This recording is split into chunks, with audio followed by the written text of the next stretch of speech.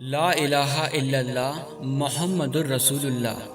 ترجمہ: اللہ صرف ایک ہے، اس کے سوائے کوئی معبود نہیں، اور حضرت محمد صلی اللہ علیہ وسلم اس کے سچے پیغمبر ہیں۔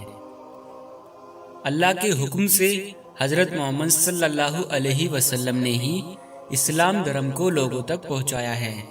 آپ حضرت صلی اللہ علیہ وسلم اسلام کے آخری نبی ہیں۔ آپ کے بعد اب قیامت تک کوئی نبی نہیں آنے والا۔ اسلام کے آنے سے پہلے عرب میں قبیلائی سنسکرتی کا جاہلانہ دور تھا۔ ہر قبیلے کا اپنا الگ دھرم تھا اور ان کی دیوی دیوتا بھی الگ ہی تھے۔ کوئی مورتی پوجک تھا تو کوئی آگ کو پوجتا تھا۔ یہودیوں اور عیسائیوں کے بھی قبیلے تھے، لیکن وہ بھی مذہب کے بگاڑ کا شکار تھے۔ ایشور یعنی اللہ کو چھوڑ کر لوگ ویکتی اور پرکرتی پوجا میں لگے تھے۔ اس سب کے علاوہ بھی پورے عرب میں ہنسا کا بول بالا تھا۔ عورتیں اور بچے محفوظ نہیں تھے۔ لوگوں کی جان مال کی سرکشا کی کوئی گارنٹی نہیں تھی۔ سبھی اور بد انتظامی تھی۔ اس اندھیرے دور سے دنیا کو باہر نکالنے کے لیے اللہ نے اسلام کو لوگوں تک پہنچانے کے لیے حضرت محمد صلی اللہ علیہ وسلم کو پیغمبر بنا کر دنیا میں بھیجا۔ کچھ ودوانوں کے مطابق اسلام کے سنستھاپک پیغمبر حضرت محمد صلی اللہ علیہ وسلم کا جنم دن ہجری ربیع الاول مہینے کی 12 تاریخ کو منایا جاتا ہے۔ 571 عیسوی کو شہر مکہ میں پیغمبر حضرت محمد صلی اللہ علیہ وسلم کا جنم ہوا تھا۔ مکہ سعودی عرب میں استھت ہے۔ آپ صلی اللہ علیہ وسلم کے والد صاحب یعنی پتا کا نام عبداللہ بن عبد المطلب تھا اور والدہ یعنی ماتا کا نام آمنہ تھا۔ صلی اللہ علیہ وسلم کے پتا کا انتقال ان کے جنم کے 2 ماہ بعد ہی ہو گیا تھا۔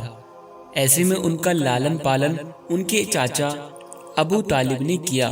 آپ کے چاچا ابو طالب نے آپ کا خیال ان کی جان سے بھی زیادہ رکھا۔ عبادت اور الہام: آپ صلی اللہ علیہ وسلم بچپن سے ہی اللہ کی عبادت میں لگے رہتے تھے۔ آپ نے کئی دنوں تک مکہ کی ایک پہاڑی ابول النور پر عبادت کی۔ 40 برس کی آیو میں آپ کو اللہ کی اور سے سندیش یعنی الہام پراپت ہوا۔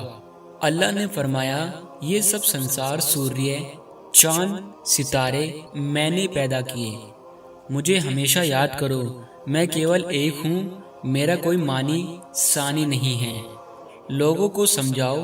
حضرت محمد صلی اللہ علیہ وسلم نے ایسا کرنے کا اللہ کو وچن دیا، تبھی سے انہیں نبوت پراپت ہوئی۔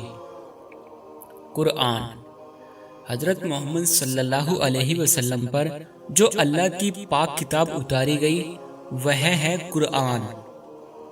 اللہ نے فرشتوں کے سردار جبرائیل علیہ السلام کے معرفت پوتر سندیش وہی سنایا۔ اس سندیش کو ہی قرآن میں سنگرہت کیا گیا ہے۔